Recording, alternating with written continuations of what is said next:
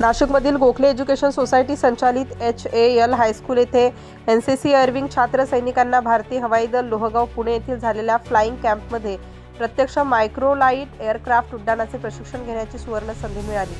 25 व 26 ऑक्टोबर दरम्यान लोहगाव पुणे येथे आयोजित केलेल्या या विशेष प्रशिक्षण शिबिरात शाळेतील 6 NCC कॅडेट्सने सहभाग घेतला।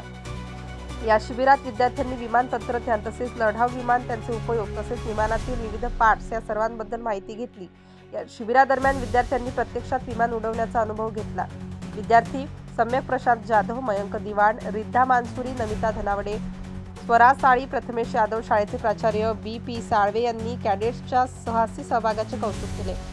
तसेच उपमुख्याध्यापक SN जोशी, पर्यवेक्षक SH पाटील आणि लोखंडे, NCC कमांडिंग ऑफिसर यांनी छात्र सैनिकांचे अभिनंदन केले। या शिबिरातून विद्यार्थ्यांमध्ये देशभक्ती, आत्मविश्वास आणि देशसेवेची प्रेरणा मिळाली। Star news bureau, Nashik.